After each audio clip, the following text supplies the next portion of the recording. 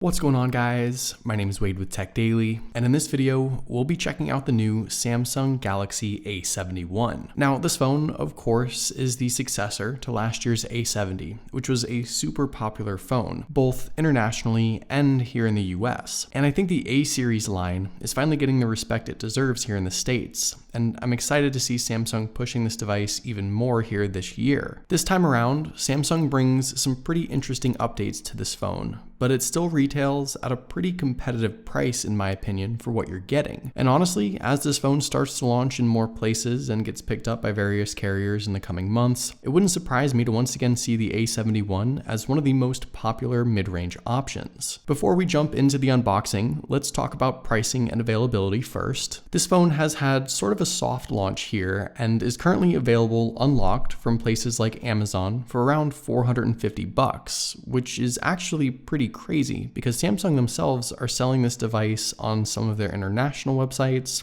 for a little more than $500 US. Obviously, as more and more retailers get this phone in, I'm thinking that price will come down gradually, especially with certain carrier deals. And if you are interested in doing some comparison shopping of your own, I'll have links to where you can buy this phone down below in the video description at its cheapest current prices. So check down there so you don't miss out. In regards to the unboxing experience, it's actually pretty similar to the A51, which we just checked out a couple of days ago. Inside the package, we've got that shiny new phone sitting front and center right when we lift off the lid. As you guys can see, I went with a prism crushed blue color, but you also have a choice of black, white, and pink as well, depending on your region. Digging a little deeper inside the box, we also get an international wall adapter since this is the international version of this phone, and a USB-C to USB-C cable. And you'll notice that this is the 25-watt super fast charger, which is a step up from the charging speeds that are supported with some of the lower end A-series phones. Also included in the box are some earbuds, since the A71 does retain the headphone jack, which is great, and these aren't too bad. They do have the in-ear rubber ear tip design. Finally, inside a little hidden box that's stuck in the lid, you'll also come across a bit of paperwork and a clear rubber case, which I think is a nice addition. You can keep that brand new phone safe right out of the box. So with all that out of the way, we'll peel off the last bit of plastic wrap and unveil the A71 in that prism crushed blue color, which I think is probably the nicest color option out there for this phone. And actually, if you want to go one step further with undressing this device, there's a few clear plastic stickers protecting the polished sides of the phone too, which you can also remove. So powering on this phone and setting it up for the very first time, I think a lot of you will notice that this device is very similar to the A51, which we did check out just a couple of days ago. And actually, if you want to see a quick side-by-side comparison, there you go. It's super difficult to tell these phones apart physically, but there are obviously some notable differences that make the A71 better overall, and I will have a full-on dedicated comparison video in the coming days that'll go over everything. But for now, I do want to just focus on the A71 and what all this phone has to offer. The A71 is a 6.7-inch device that rocks a plastic build just like most of the other A-series devices, though you really wouldn't know that this phone retails for a third of the S-series phones because it looks and feels really nice. The hard plastic around back is both nice to look at and feels premium too. And it's tough to tell on camera, but there is a bit of a lined and crisscross design pattern etched into the turquoise color, in addition to that finish giving off a rainbow reflection in certain lighting conditions. So overall, a really unique looking phone. And obviously Samsung has continued to offer these unique finishes across a lot of their latest devices. The hard plastic frame is a polished color matching finish, and overall the phone has some nice weight to it, even though there isn't much metal to be found. On the right side of the device, you'll find the volume and power buttons, and on the left, just your SIM and SD card tray. Nothing else on either sides of the device beyond those. Underneath, we've got the headphone jack, like I mentioned earlier, the USB-C charging port, and one single downward firing speaker. Around back, I think, is where you'll find the biggest change with the A71, a new 4-lens camera setup in that square module. Really, across the entire new A-series lineup for 2020, I think this is where Samsung decided to make the most changes, and I'll talk about everything that's new with them in just a minute. The 6.7-inch display is a Super AMOLED Plus panel with a resolution of 2400 by 1080 and packing around 393 pixels per inch. From the A70 to the A71, we lose that teardrop notch and gain that nice Infinity O camera cutout, which I think looks great. And there's also just a bit smaller of a bottom bezel as well. The device offers a 20:9 aspect ratio, and that elongated screen style is certainly something we've seen consistently from Samsung now for a while. If I have to pick one feature I absolutely love about not only the A71, but really all of Samsung's A-series phones, it has to be the display. Especially in the mid-range and budget space,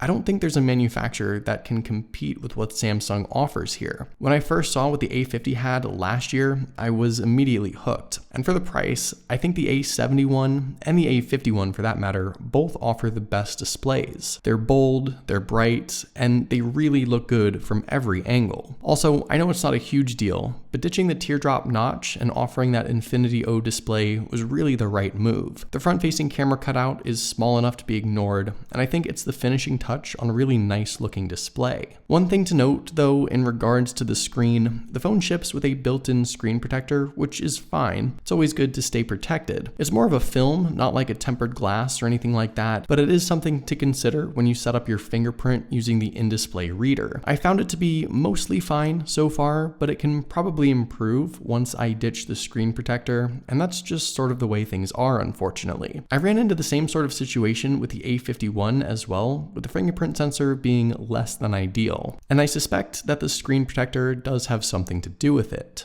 Inside, the A71 is powered by a decent-sized 4500 mAh battery, which I think is fairly competitive. And in regards to the specs, we've got a Qualcomm Snapdragon 730 processor, an Adreno 618 GPU, and either 6 gigs or 8 gigs of RAM, depending on the model you go with. And in all honesty, I think these specs are really impressive for a phone at this price point. Now, no, this phone can't compete with the Note line or S line, obviously, but what you do get is a phone that's going to perform really well, both in everyday use and when you push it a bit harder with graphics-intense games, multitasking, and more. And I think especially if you're comparing this phone to last year's A70, or if you're considering this year's A51, the specs offered by the A71 are a pretty significant deciding factor. Beyond that, the phone ships with Android 10 and One UI 2 out of the box, and even if you don't necessarily use this phone to its fullest potential, I think you'll still appreciate the fast and smooth software experience. Now, if you do buy the international or unlocked version of this device, you'll find some random pre-installed apps and a lot of Google, Samsung, and Microsoft stuff, but not a whole lot to complain about, honestly. And with 128 gigs of storage and an SD card slot available anyway, there's nothing to complain about. Okay, so let's talk about these cameras, since this is probably the biggest upgrade over last year's phone. The A71 obviously has a brand new camera module design, and it now packs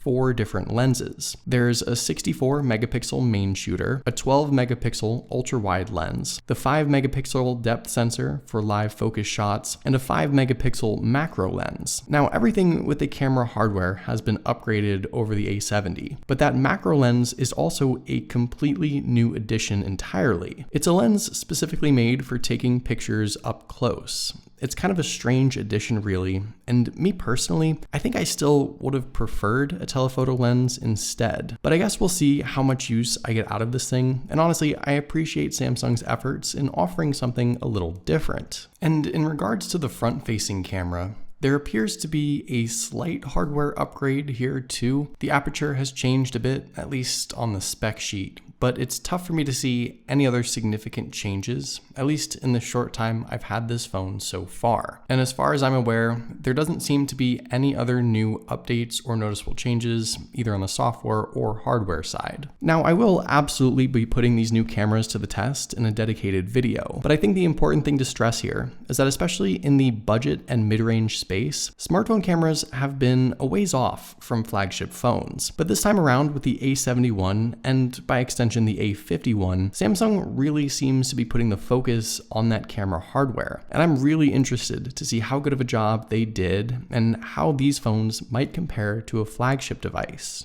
So there you go. That's a first look at the brand new Samsung Galaxy A71. I'm really excited to try this phone out in the coming days and also compare it to the A51 to maybe see which device is the better value. If you have any questions at all about this phone, let me know in the comments down below and I'll try and answer them the best I can. And also let me know what you think about the A71 in general, especially if you're considering it as your next smartphone. But hopefully you guys did enjoy this video. Be sure to follow TechDaily on Twitter and subscribe to the TechDaily YouTube channel if you haven't already, and I'll see you guys later.